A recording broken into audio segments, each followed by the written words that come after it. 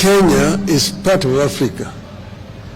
So what Kenya is going to get is equivalent to what the rest of Africa is going to get. If you improve matters in Africa, Kenya becomes a beneficiary. One example I want to give is the inter-African trade. Inter-African trade currently stands at only 15%. Africa trades very little with itself. Inter-European trade stands at 70%. Inter-Asian trade is now getting towards 60%. Even South America stands at about 30%. But Africa does not trade with itself for reasons, some of which are actually solvable, or problems solvable. You see, there are non-tariff barriers which have been introduced by some African countries, which makes it very difficult for goods to move from one African country to another African country. Secondly, there is infrastructure challenges that makes it very difficult for Africa to trade with itself. You know, Africa Continental Free Trade Area Agreement is now 2 years old, but still very little progress has been made, mainly because of these two major barriers. As the High Representative on Infrastructure, I realized the challenges. Like you've been talking about intra-African highways, the Cape to Cairo, the Dakar to Djibouti, Dakar, Lagos, Lagos, Mombasa, and so on and so forth. We've been talking about the continental high-speed railway network,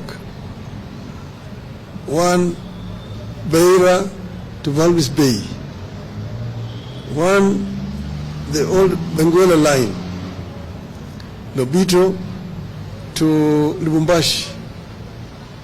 The other one is the high-speed railway along the coast from Lagos to Cairo.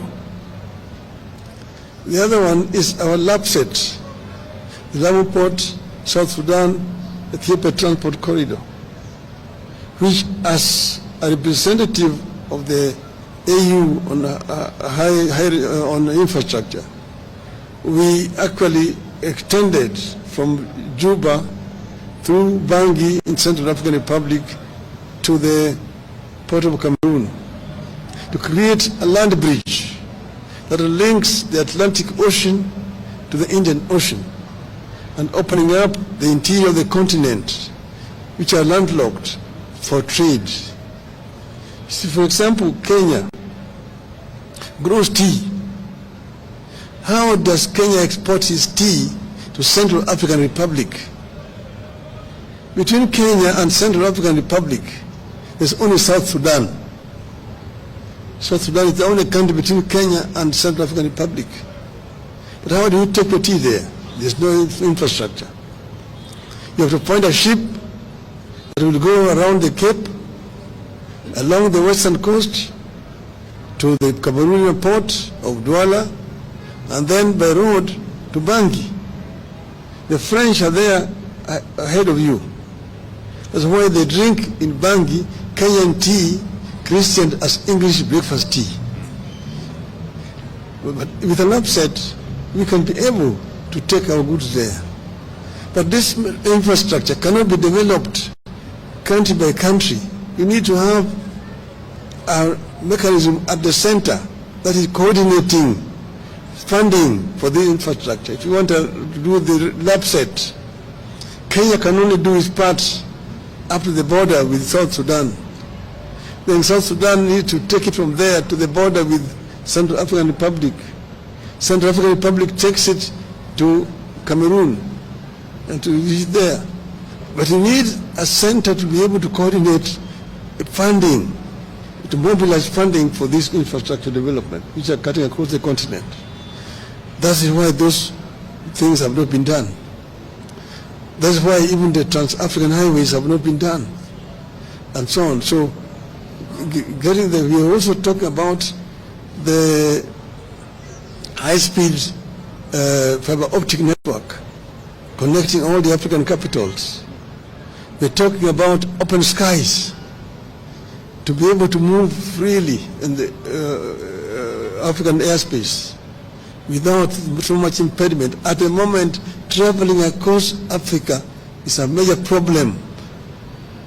Recently, when I was going to the funeral of the president of Namibia, we chartered an aircraft here. We had to spend 3 hours at Wilson Airport waiting for clearances of airspaces, the transit countries. You have to get a clearance to fly over Tanzanian airspace, DRC, Zambia, Botswana, and Namibia itself. And it's expensive. The other day, I was in Salam, going to Niamey, Niger. There, you had spent 10 hours waiting. You need a clearance over Uganda, over DRC, over Central African Republic, over Cameroon, Nigeria, and Niger. And that is what is making the air transport in the continent so expensive. It is easier to move goods by air. It is easier to put the facilities across the continent. And then have also an African continental air traffic control.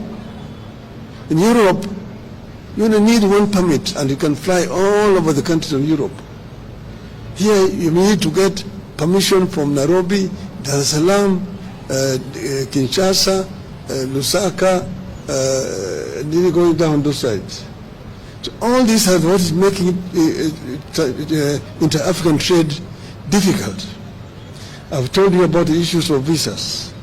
It's another problem, and so on and so forth. We've been talking about making the Nile River navigable, so that you can be able to move from the Mediterranean Sea to Lake Victoria. Ships can move from Europe and don't have to go around the Horn to come to our coastal side. You can go right on the Nile to Lake Victoria and land there in Jinja, in Kampala, in Kisumu, and in Mwanza. Those are some of the projects that could be done. And if we open up those way, Kenya will be a major beneficiary, and Africa generally. So we have ideas which we think, if implemented, will improve the inter-African trade. Thank you. Asante sana. Thank you so much, Your Excellency. In the interest of time, Your Excellency, we are unable to take more questions because the Prime Minister is needed somewhere in Nandi in the next few. More.